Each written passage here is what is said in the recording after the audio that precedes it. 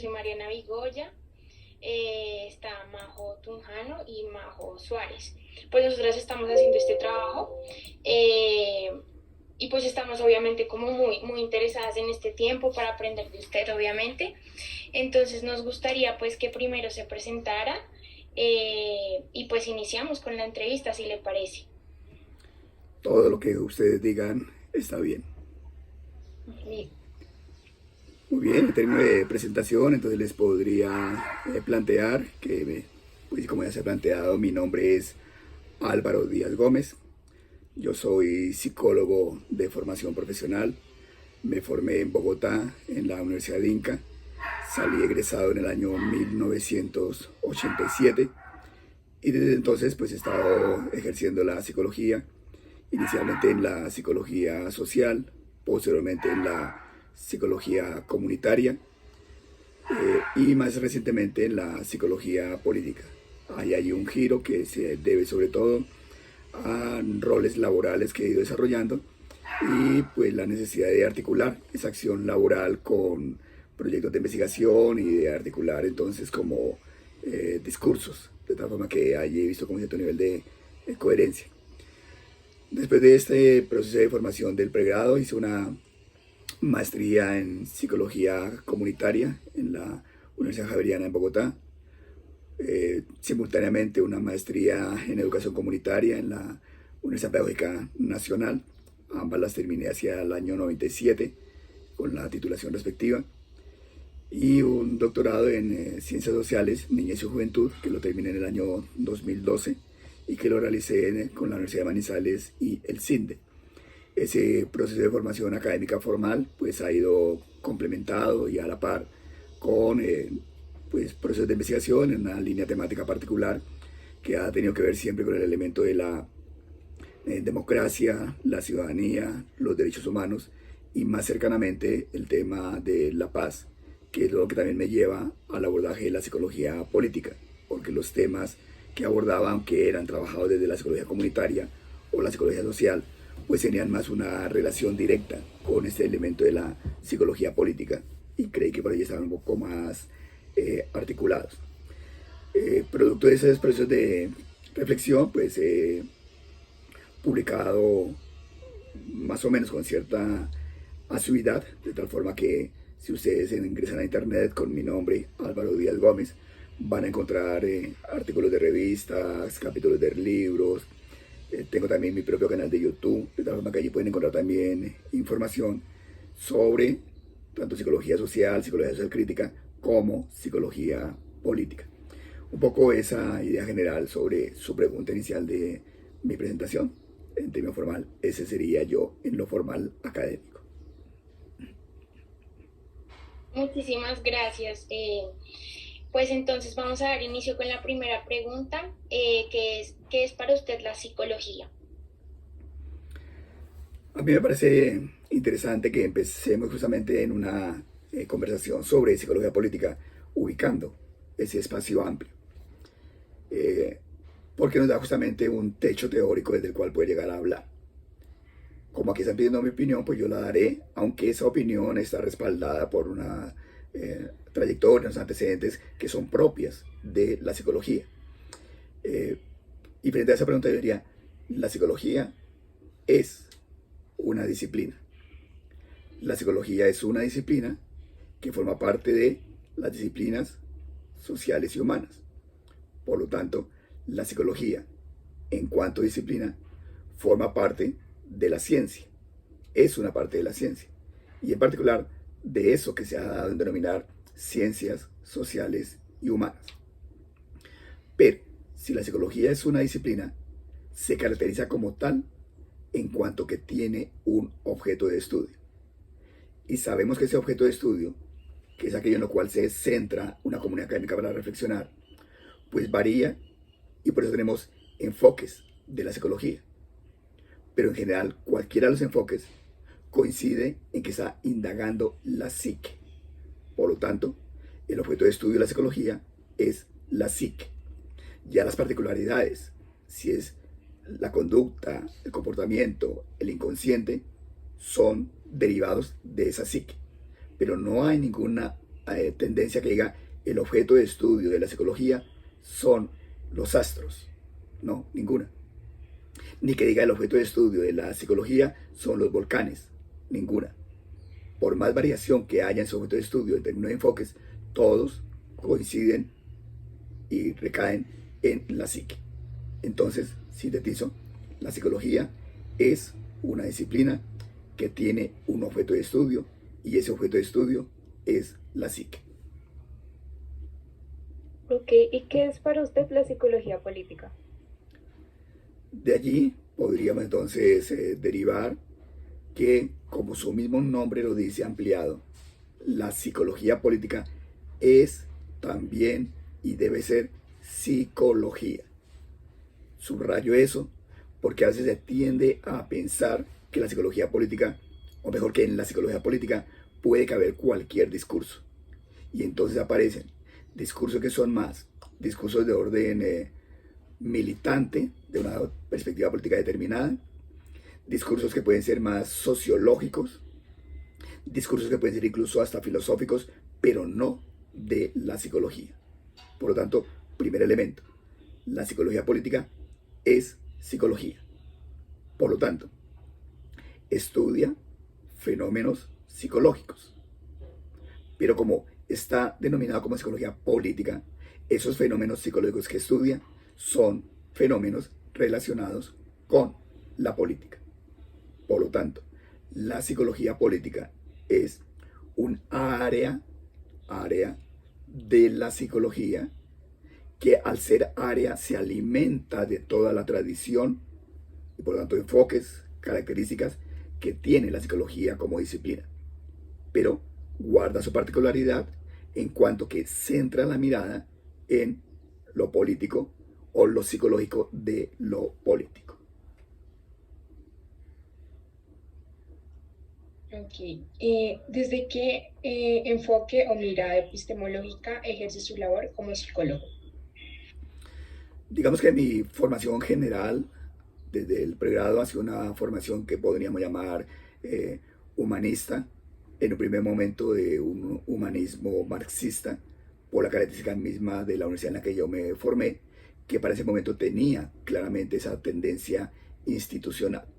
Por lo tanto, la filosofía marxista me marcó a mí, no solamente en términos de una perspectiva política, porque así se asume marxismo con la política, sino como una perspectiva filosófica, que tiene a la base además, por ejemplo, concepciones como la dialéctica, que permite comprender el mundo de una forma no lineal, sino en una modalidad de cambio constante.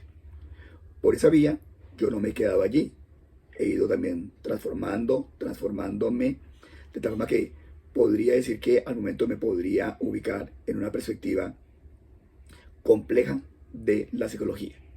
Y de hecho hay una tendencia particular dentro de la psicología, que es la psicología de la complejidad. Desde allí podría yo ubicarme, que me parece que es un derivado, un desarrollo, en alguna forma, de esa perspectiva de la dialéctica. Y esa perspectiva de la complejidad reconoce entonces que lo que predomina es el desorden, el caos, la complejidad, no hay nada lineal, el azar, lo contingente son elementos fundamentales para poder llegar a comprender el mundo que siempre es movimiento. Por lo tanto, en esa perspectiva de psicología política, manejo esa perspectiva de la complejidad que se ve expresado en alguna forma en las maneras como investigo y por lo tanto como en alguna forma expreso a través de mis artículos eso que puedo llegar a indagar.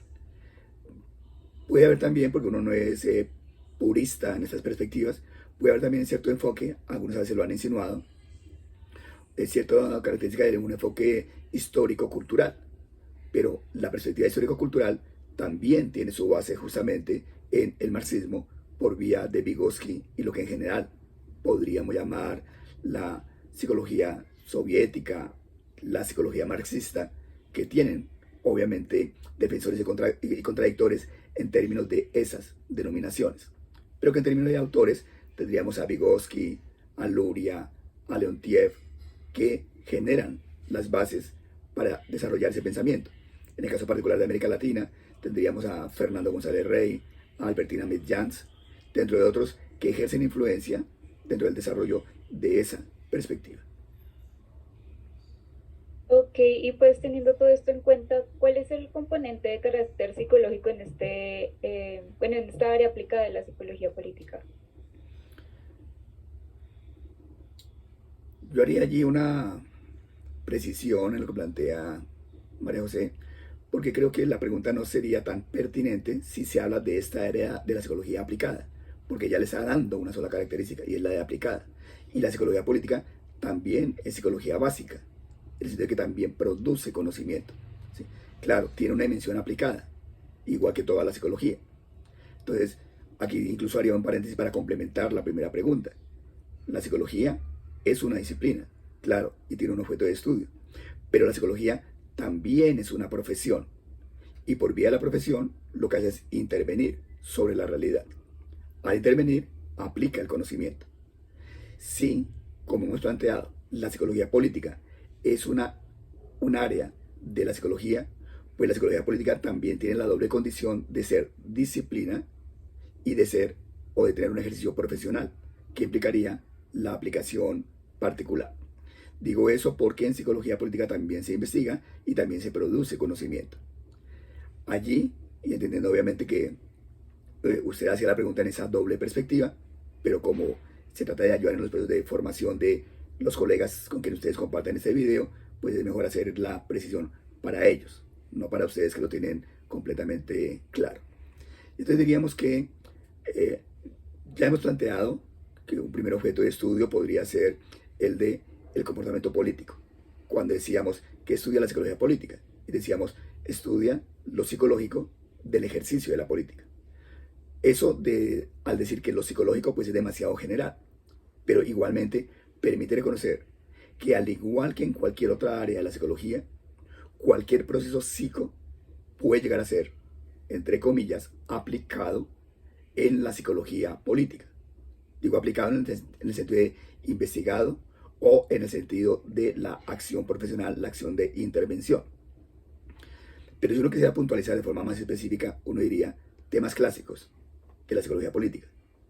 El poder, el ejercicio del poder, por esa vía el autoritarismo, el manejo de la opinión pública, la creación de opinión pública, las actitudes hacia un fenómeno u otro. Un ejemplo, podríamos hacer ahorita una investigación desde la psicología política planteando cuál es la actitud de los colombianos frente a la implementación del proceso de paz 5 años después. Es una investigación concreta, pero mire que maneja la categoría particular de actitudes. O podríamos decir, otra investigación, estereotipos, vamos a colocar un ejemplo, estereotipos de un grupo etario, en este caso un grupo de jóvenes, sobre los negociadores del proceso de paz del gobierno de Santos. Mire que la categoría es clara, estereotipos. O podríamos decir estereotipos del grupo poblacional respecto a los exguerrilleros que se acogieron al proceso de paz y que están en ese momento en civilidad. O podríamos indagar alrededor de las representaciones sociales que al día de hoy tienen los habitantes frente a el partido de gobierno. Entonces mire que todos son en relación con la política, pero se maneja la categoría particular. Y ahí volvemos a ratificar lo que decíamos en la segunda pregunta, y por eso me parece importante ese cuestionamiento que hacen ustedes ahora, que es lo psicológico. Porque nosotros como psicólogos tenemos que centrarnos en lo psicológico, no para hablar de manera monológica desde allí, sino para interactuar interdisciplinariamente desde un punto de referencia. ¿Cuál? Lo psico. ¿Desde dónde? Procesos psicológicos. ¿Cuáles? En alguna forma los que acabo de enunciar, siendo solamente un ejemplo de muchos más temas que se podrían indagar. Con los ejemplos que usted nos da, pues hace que la verdad nos quede muchísimo más claro. Tenemos la siguiente pregunta.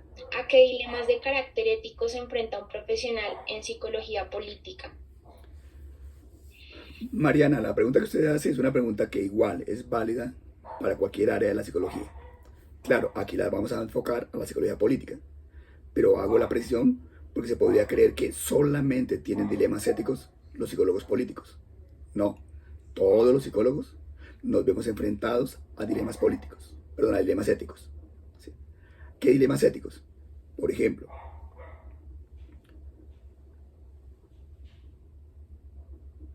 cómo voy yo a investigar temas que van contra la vida?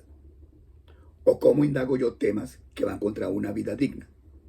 Por ejemplo, si me contrata a mí para que trabaje con un ejército oficial, o sea, un ejército nacional de cualquier país, para que ayude en los procesos de tortura de personas que son capturadas porque son enemigos del sistema y que, bueno, delaten o digan lo que yo como Estado quiero que me digan, o como gobierno.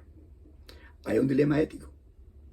¿Debo yo como psicólogo colocar mi conocimiento al servicio de una causa que va a deshumanizar como la causa de la tortura? ¿Puedo llegar a negarme a ello? ¿Desde dónde me puedo llegar a negar? Casi con una especie de objeción de conciencia. Entonces, creo que los límites están dados por las características, entre comillas, uno podría decir básicas, primero, generales de la ética, segundo, particulares de la ética psicológica, pero tercero también desde las perspectivas que los mismos derechos humanos demarcan sobre lo que puede llegar a permitirse que se haga en términos de ayudar en la cualificación y permanencia de una vida digna, y siempre en función de conservar la vida. Todo lo que vaya en contra de ese principio me parece que es antiético y uno debería negarse, primero a ejercerlo y segundo debería denunciarlo si lo llega a conocer. Ok, muchas gracias. La siguiente pregunta es, ¿cuáles son las principales problemáticas que, bueno, se atienden en este campo? También, hablando desde su experiencia, ¿cuáles han sido las principales problemáticas que usted ha tratado? Digamos que allí hay dos dimensiones de la pregunta, porque una cosa es las problemáticas que trabaja la psicología, que es obviamente más general, y otra cosa es las que uno en particular aborda, que nunca son la generalidad, porque uno tiene que concentrarse también por incapacidad personal en unos temas específicos. Entonces, allí podríamos retomar lo que hace un momento decíamos, en el sentido de que hay, en alguna forma, unos temas que son conocidos desde la psicología política, abordados, que son de alguna forma temas clásicos. Ya lo hemos dicho, actitudes, juicios, prejuicios, dinámicas de grupo, manejo del poder, ejercicio del autoritarismo, identidad política. Son temas que en alguna forma se han ido abordando desde la psicología política. Sin embargo, aparecen algunos temas que uno podría llamar emergentes, porque cada época trae, sobre todo en términos de la aplicación hacia ciertos grupos poblacionales, el ejercicio de la psicología política. Entonces, por ejemplo, ahora se habla de psicología política de los movimientos sociales. Quiere decir entonces que ya la psicología política centra su mirada en algo que entre comillas es novedoso. Novedoso no quiere decir que haya aparecido ayer, porque tiene más de casi un siglo, en el desarrollo de los movimientos sociales, pero se da cuenta de la importancia de poder llegar a indagar los movimientos sociales. Dentro de los movimientos sociales, un psicólogo político podría indagar, por ejemplo, el movimiento estudiantil colombiano. Claro, estudiar el movimiento estudiantil colombiano implicaría volver a la pregunta que ustedes hacían hace un rato. ¿Qué es lo psicológico que yo voy a indagar de ese movimiento social? Porque si no, me puedo ir por la sociología o cualquier otra área de las ciencias sociales. ¿Qué es lo psicológico? Pero lo psicológico podría ser, por ejemplo, dinámicas grupales del movimiento estudiantil del año 2021. Dinámicas grupales, ya es distinto. O ejercicio del liderazgo en el movimiento estudiantil del 2021. Que habla del ejercicio del liderazgo, entonces implica hacer una clasificación de los estilos de liderazgo que haya. No en los clásicos, sino que en los emergentes que van apareciendo, porque los jóvenes siempre se inventan maneras distintas de poderse llegar a relacionar. Y eso hay que indagarlo, para no quedarse uno con el estereotipo de que hay 3 estilos de liderazgo: autoritario, democrático y dejar hacer, que son clásicos. Pero ahora puede haber otras formas. ¿Cuáles son? ¿Cuáles son las dinámicas de grupo que se desarrollan cuando se realiza un proceso de movilización estudiantil? Digo eso por el ejemplo que estamos colocando. Y dinámica de grupo no es solamente el juego que uno realiza para, valga la redundancia, dinamizar un grupo, sino que tiene que ver con la manera como ese grupo se va expresando en su propia procesualidad. Pero hay que indagarlo. Entonces, temas como esos van apareciendo como novedad. Va apareciendo como novedad también ahora las redes sociales y en particular Twitter. Cómo hay discursos que ayudan a generar, primero, opinión pública. Entonces, ¿cómo estudiamos la opinión pública a través de Twitter? ¿Cómo al generar opinión pública se puede generar lo que en general llamamos polarización? Entonces, ¿cómo estudiamos la polarización desde la psicología? Pero esa polarización implica entonces que se generan odios. Entonces, ¿cómo se indaga el odio como proceso psico a través de Twitter? O se generan afectos. Y entonces afectos hacia un lado o hacia otro. El mismo odio es un afecto. Entonces, ¿cómo generamos nosotros investigaciones que permitan reconocer esos afectos que se mueven a través de Twitter y los efectos que ellos pueden llegar a tener? Los ejemplos particulares los tenemos nosotros en nuestros contextos. Por eso no voy a colocar un ejemplo particular ni a colocar nombres específicos. Pero seguramente que en la medida que yo voy hablando, ustedes van haciendo sus propias asociaciones y se van ejemplificando a sí mismos respecto a lo que estamos planteando.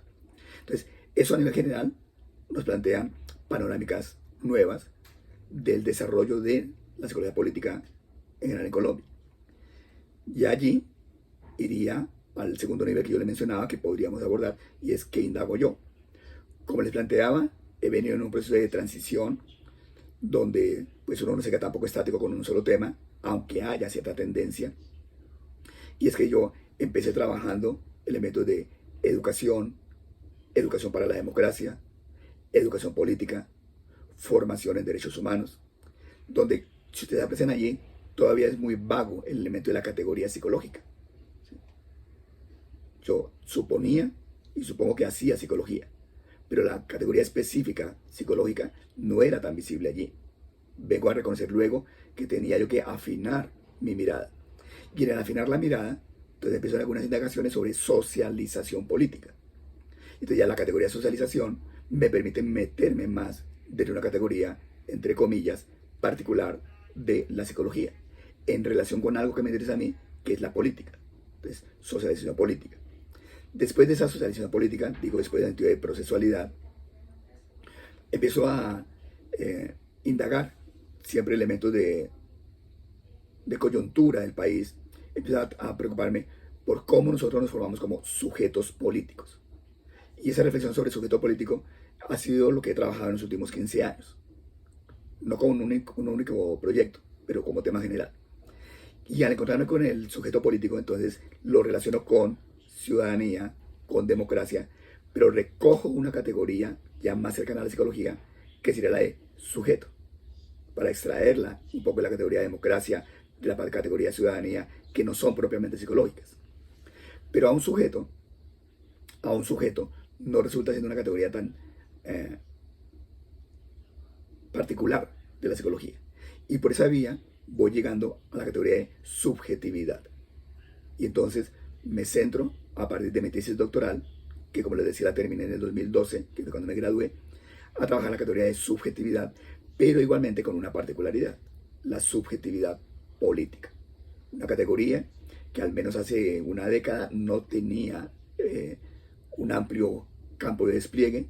Ahorita hay una especie como de boom de la socialización política, y encuentra uno ya mucho más bibliografía, otros colegas que están hablando sobre el tema, pero es claro que para ese momento fuimos de los primeros que empezamos a trabajar psicología política en el país, al menos, en Colombia.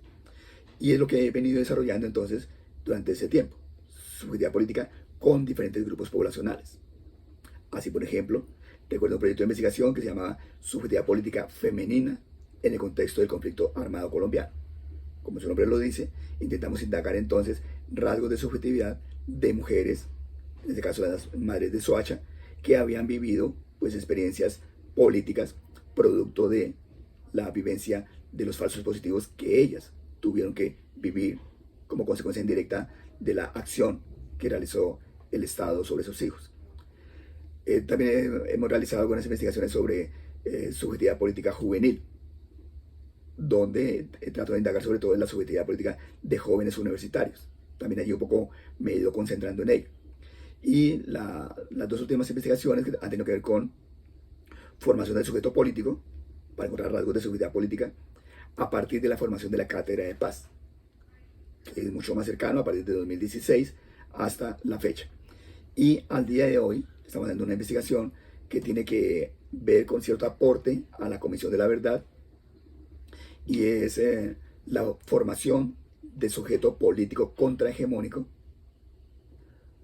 en el contexto del conflicto armado en el departamento de Risaralda.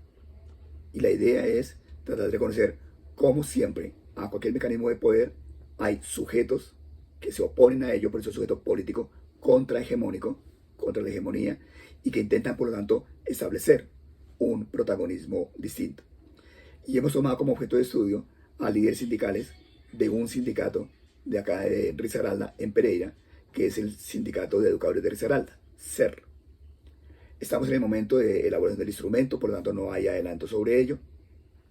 Pero miren entonces que aquí también centramos la mirada en lo que queremos indagar, y aquí tratando de reconocer una perspectiva de verdad, que la verdad no es una categoría psicológica, pero más acercándonos desde la categoría de sujeto político contrahegemónico para relacionarlo con condición política, que en este caso sería una noción como la de verdad, que es política por las distintas comprensiones que se puede llegar a tener de ellas. Es polisémica y por lo tanto hay que verla de esa manera. Muchísimas gracias. ¿Con qué otras profesiones se relaciona esta área de la psicología? Hace un rato mencionábamos que cuando hablamos de un objeto de estudio de la psicología, no lo hablamos para excluirnos ni para trabajar en solitario, sino para tener desde dónde hablar. Es como nosotros en esta entrevista del día de hoy. Si ustedes no me posicionan que vamos a hablar de psicología y de psicología política, podemos estar hablando de cualquier otra cosa. Pero ustedes dicen, no, nos interesa es hablar sobre eso. Y desde allí yo también me posiciono. Y por eso no estamos hablando al momento de educación, ni estamos hablando de filosofía, sino de, aún desde nuestras comprensiones, psicología política. Entonces, si tenemos un objeto de estudio es para dialogar con otras disciplinas. Hay una muy cercana a nosotros, al menos por asociación de palabras, que es la ciencia política. Entonces la psicología tiene que hablar con la ciencia política, porque la ciencia política tiene como objeto de estudio la política. Y si la psicología política tiene como objeto de estudio la conducta política, pues tiene que entonces reconocer mínimo qué es política, cuál es la diferencia con lo político, cuáles son las tendencias de la política. Pero, como la política es un asunto que nos interesa a todos, la política es indagada por otras disciplinas también en áreas particulares. Entonces encontramos que hay un área que se llama filosofía política. Por lo tanto, debemos dialogar con la filosofía en su área de filosofía política. La antropología tiene también un área de antropología política. La sociología, también sociología política. Por lo tanto, la misma economía, con todas ellas tenemos que nosotros dialogar sobre situaciones, problemas concretos o desde perspectivas teóricas un poco más amplias.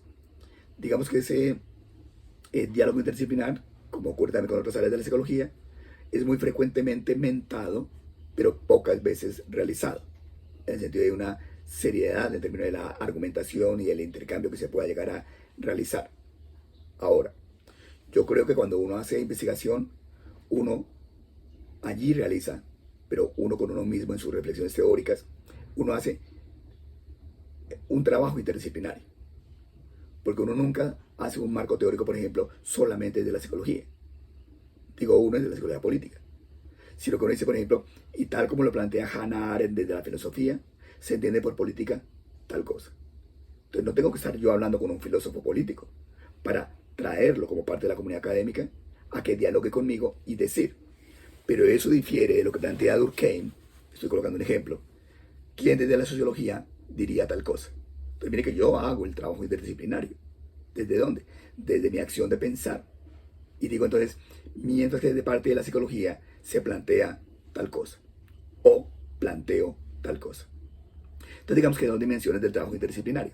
Una es de lo que a veces creemos que se da, que es una mesa de trabajo donde hay distintos profesionales hablando o de lo mismo o de cosas distintas, pero creyendo que hablan de lo mismo. Y segundo, el trabajo interdisciplinar, que se da desde la acción de pensamiento que el mismo investigador realiza.